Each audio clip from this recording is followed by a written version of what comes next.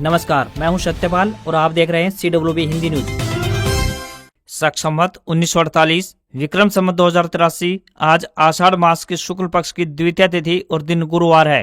तदनुसार अंग्रेजी तारीख 16 जुलाई सन 2026 आज द्वितीय तिथि सुबह 8:53 तक रहेगी। उसके बाद तृतीय तिथि प्रारंभ हो जाएगी। सबसे पहले आज की सुर्खियां। हरियाणा मौसम अपडेट। 19 जुलाई से मानसून फिर पकड़ेगा रफ्तार। 15 जिलों में गर्मी उमस का अलर्ट जारी। भिवानी में पारा 40.5 डिग्री सेल्सियस के पार पहुंचा। बिना फीस सीखे नया हुनर, फिर शुरू करें अपना बिजनेस। PNB लेकर आया खास मौका, बताएंगे पूरी अपडेट। हरियाणा के सरकारी स्कूलों की बड़ी लापरवाही, शिक्षा विभाग ने जारी किया अल्टीमेटम। हरियाणा में खुलेंगे 5 नए साइबर थाने। AI से हर गतिविधि पर रखी जाएगी नजर।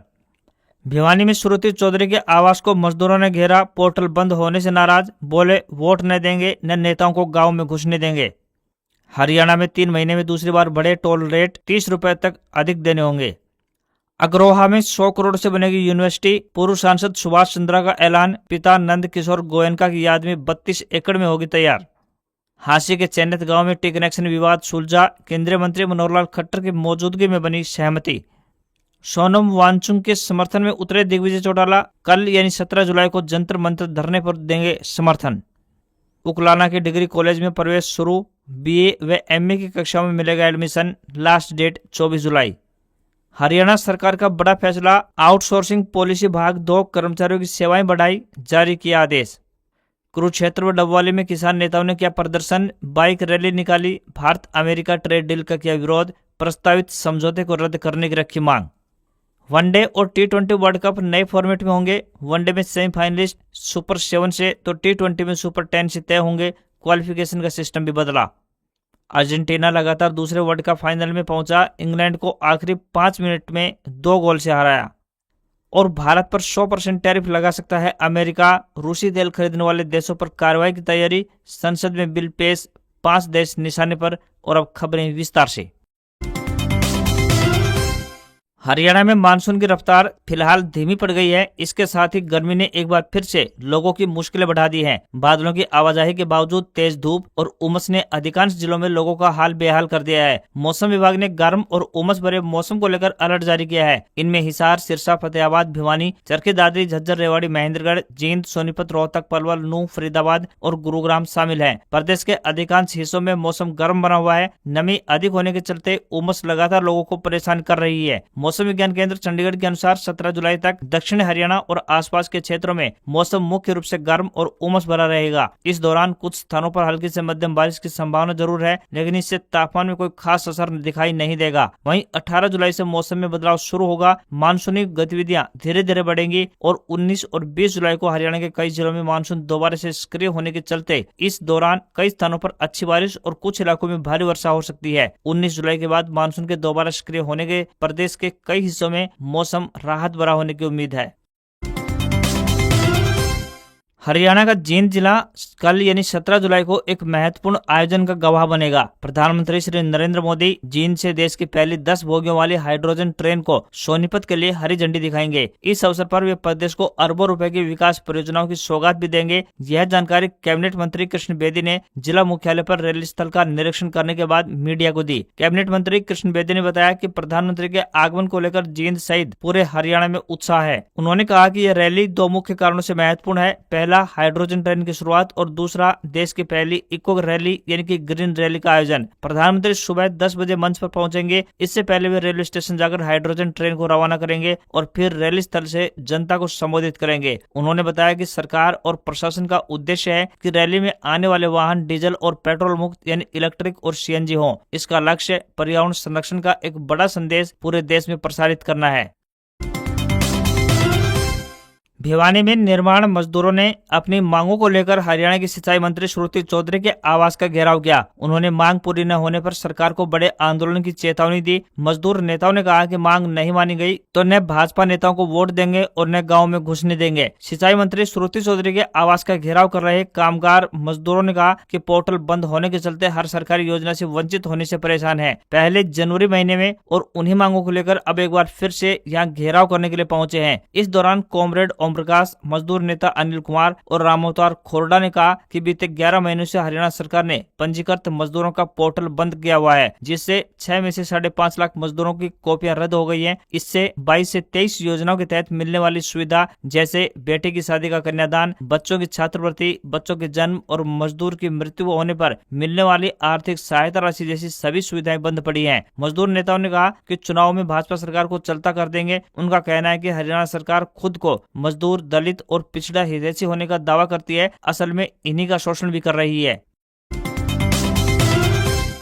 हरियाणा से पूर्व राज्यसभा सांसद और एसएल ग्रुप के चेयरमैन डॉक्टर सुभाष चंद्रा के पिता नंद किशोर गोयनका का अग्रोहा में अंतिम संस्कार किया गया। बैंड बाजे के साथ उनकी अंतिम शव यात्रा निकाली गई। यह यात्रा हिसार से अग्रोहा तक निकाली गई। अग्रोहा धाम और गौशाला में यात्रा को रोका गया, जहां लोगों ने नंद किशोर गोयनका के अंतिम दर्शन किए। इस मौके पर केंद्रीय मंत्री मनोहर लाल खट्टर, राज्यसभा सांसद सुभाष बराला और मंत्री रणवीर गंगवा भी पहुंचे। अंतिम संस्कार के बाद डॉक्टर सुभाष चंद्रा ने अंतिम यात्रा में आए सभी लोगों का धन्यवाद जताया और कहा कि उनके बापूजी स्वर्गीय नंद किशोर गोयनका की याद में चारों भाइयों ने अग्रोहा में यूनिवर्सिटी बनाने का फैसला किया है। यूनिवर्सिटी के निर्माण कार्य का अहमदाबाद की एक कंपनी से एग्रीमेंट कर लिया है। इस 32 एकड़ भूमि पर भव्य यूनिवर्सिटी का निर्माण किया जाएगा और इसकी कुल अनुमानित लागत राशि 100 करोड़ रुपए के आसपास आएगी।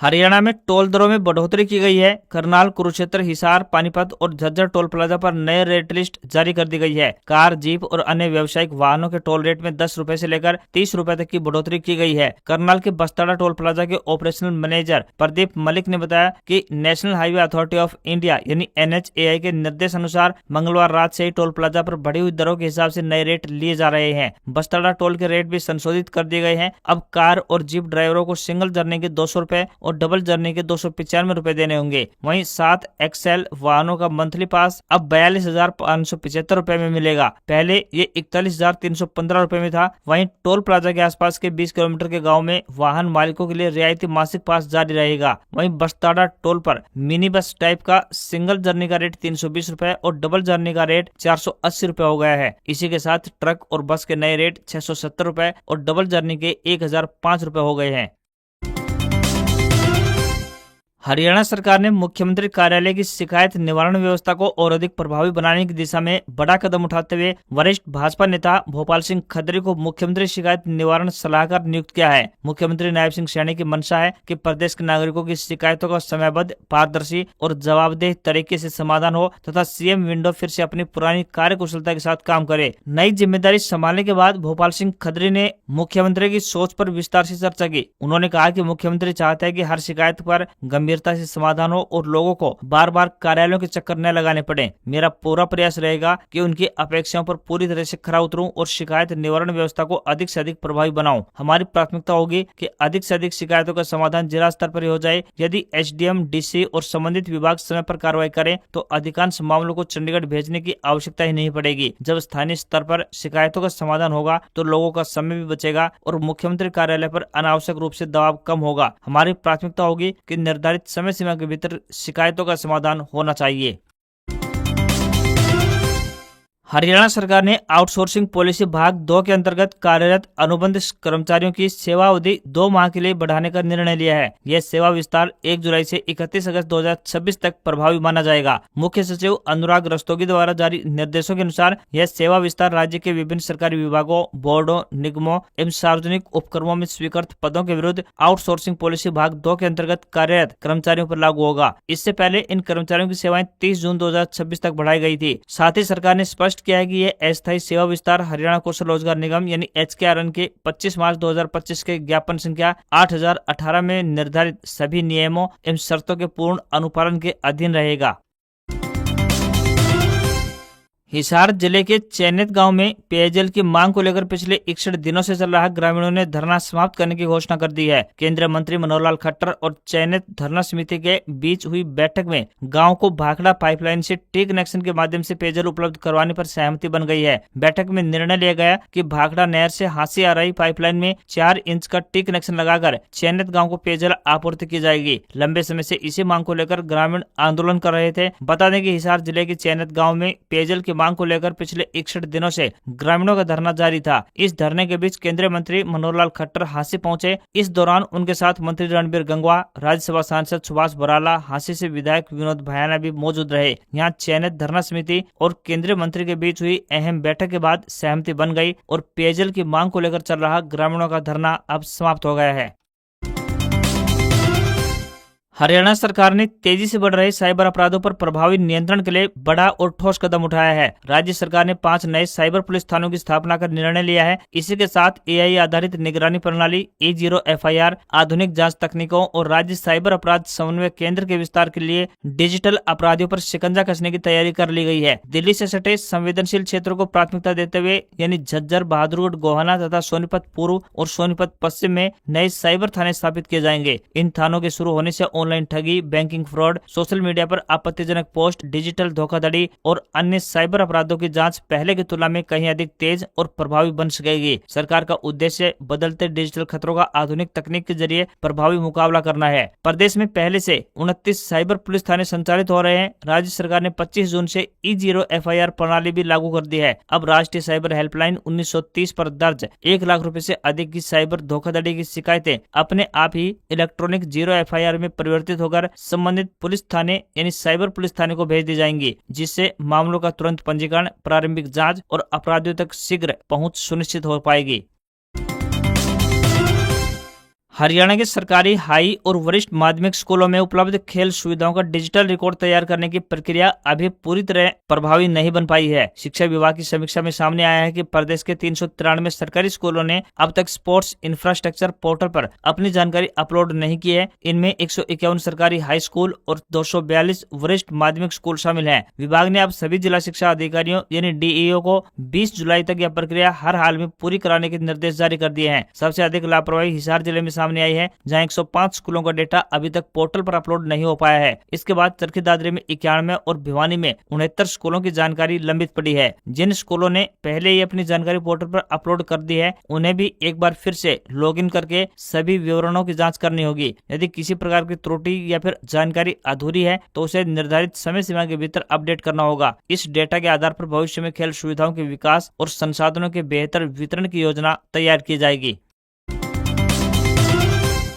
बेरोजगार युवाओं और महिलाओं को स्वरोजगार से जोड़ने के उद्देश्य से नसीबपुर स्थित पंजाब नेशनल बैंक यानी PNB के ग्रामीण स्वरोजगार प्रशिक्षण संस्थान में इस सप्ताह 3 नए मुफ्त प्रशिक्षण कार्यक्रम शुरू किए जा रहे हैं। इनमें beauty parlour management, dairy farming और जूट बैग निर्माण की ट्रेनिंग दी जाएगी। संस्थान ने इच्छुक अभ्यर्थियों से जल्द रजिस्ट्रेशन कराने की अपील की है। इनमें 18 से 50 साल की आयु के बेरोजगार पुरुष और महिलाएं हिस्सा ले सकती हैं। प्रशिक्षण का उद्देश्य युवाओं को रोजगार की बजाय स्वरोजगार के लिए तैयार करना है, ताकि वे अपना खुद का व्यवसाय शुरू कर आत्मनिर्भर बन पाएं। रजिस्ट्रेशन के लिए अभ्यर्थियों को आधार कार्ड, राशन कार्ड और परिवार पहचान पत्र यानी PPP की फोटोकॉपी के साथ 4 पासपोर्ट साइज की फोटो जमा करने होंगे। इच्छुक उम्मीदवार किसी भी कार्य दिवस में धरसू रोड स्थित संस्थान के कार्यालय पहुंचकर अपना पंजीकरण करवा सकते हैं। प्रशिक्षण के दौरान प्रतिभागियों को सभी सुविधाएं निःशुल्क यानी फ्री उपलब्ध करवाई जाएंगी। इसमें ट्रेनिंग, भोजन, प्रशिक्षण सामग्री और स्टेशनरी शामिल है। संस्थान ने बताया कि कुल सीटों में से 70% सीटें BPL राशन कार्ड धारकों के लिए आरक्षित रखी गई है। प्रवेश पहले आओ पहले पाओ के आधार पर दिया जाएगा। प्रशिक्षण के दौरान ही प्रतिभागियों के स्वरोजगार से जुड़े लोन आवेदन संबंधित बैंकों को भेजे जाएंगे, ताकि प्रशिक्षण पूरा होने के बाद व्यवसाय शुरू करने में आसानी हो सके। Motilal Nehru school of sports राई सोनीपत हरियाणा द्वारा नियमित आधार पर लिपिक एवं स्टेनोटाइपिस्ट के पदों पर भर्ती हेतु आवेदन आमंत्रित किए गए हैं। Motilal Nehru school of sports राई द्वारा विज्ञापन संख्या 04/2026 के अंतर्गत भर्ती निकाली गई है। इच्छुक उम्मीदवार निर्धारित तिथि के भीतर ऑनलाइन माध्यम से आवेदन कर सकते हैं। आवेदन करने की अंतिम तिथि 4 अगस्त है। शैक्षणिक योग्यता एवं पात्रता मानदंड की विस्तृत जानकारी हेतु आधिकारिक वेबसाइट पर आप विजिट कर सकते हैं। आधिकारिक वेबसाइट की बात करें तो www.mnssrai.com पर जाएं। उम्मीदवारों से विनम्र निवेदन है कि भर्ती के लिए आवेदन करने से पहले आधिकारिक विज्ञापन जरूर चेक कर लें। 2027 का वनडे वर्ल्ड कप और 2028 का T20 वर्ल्ड कप अब नए फॉर्मेट में होगा। वनडे वर्ल्ड कप में 14 टीमों के साथ नया 3 स्टेज फॉर्मेट लागू होगा, जिसमें सेमीफाइनलिस्ट सुपर 7 राउंड से चुने जाएंगे। अब तक यह सुपर 6 से चुने जाते थे। वहीं T20 वर्ल्ड कप में सुपर 8 की जगह अब सुपर 10 स्टेज खेला जाएगा। सेमीफाइनल में पहुंचने के लिए अब 2 नए एलिमिनेटर मुकाबले भी जोड़े गए हैं। आईसीसी ने बुधवार को नए फॉर्मेट में बदलाव को मंजूरी प्रदान कर दी है। इसके अलावा 2028 T20 वर्ल्ड कप के लिए नया क्वालिफिकेशन स्ट्रक्चर भी बनाया गया है। इसका ऐलान एडिनबर्ग में हुई आईसीसी की सालाना बैठक के बाद लिया गया। वनडे वर्ल्ड कप में 14 टीमें खेलेंगी, लेकिन फॉर्मेट को 3 स्टेज में बदल दिया गया है। नए वनडे वर्ल्ड कप फॉर्मेट में भारत और पाकिस्तान के बीच की बात करें तो अधिकतम 3 मुकाबले हो सकते हैं। वहीं आईसीसी ने 15 जुलाई को वनडे रैंकिंग जारी की। इसमें भारतीय ऑलराउंडर अक्षर पटेल 3 स्थान की छलांग लगाकर 9वें स्थान पर पहुंच गए हैं, तो वहीं शुभमन गिल दूसरे स्थान पर बरकरार हैं और नंबर 1 बल्लेबाज बनने से सिर्फ 11 रेटिंग अंक दूर हैं। वहीं इंग्लैंड के खिलाफ पहले वनडे में सस्ते में आउट होने के बावजूद रोहित शर्मा और विराट कोहली टॉप 5 बल्लेबाजों में बने हुए हैं। अमेरिका ने रूस से तेल खरीदने वाले देशों पर शिकंजा कसने की तैयारी शुरू कर दी है। अमेरिकी सीनेट में रूस पर प्रतिबंधों से जुड़ा एक संशोधित बिल पेश किया गया है। इसमें रूस से तेल और गैस खरीदने वाले देशों पर 100% तक टैरिफ लगाने का प्रस्ताव रखा गया है। बिल के मुताबिक भारत, चीन, स्लोवाकिया, हंगरी और अजरबैजान पर 100% टैरिफ लगाया जा सकता है। यह बिल रिपब्लिकन और डेमोक्रेट दोनों पार्टियों के समर्थन से लाया जा रहा है। इसका मकसद रूस की तेल से होने वाली कमाई को कम करना है, ताकि उसकी युद्ध लड़ने की क्षमता कमजोर हो सके। पहले बिल शुरुआती मसौदे में 500% टैरिफ लगाने का प्रस्ताव रखा गया था, लेकिन बाद में इसे घटाकर 100% कर दिया गया। अगर यह बिल पास हो जाता है तो अमेरिका पहली बार किसी देश पर सिर्फ इसलिए टैरिफ लगाएगा क्योंकि वह रूस से तेल खरीदकर उसकी कमाई को बढ़ा रहा है।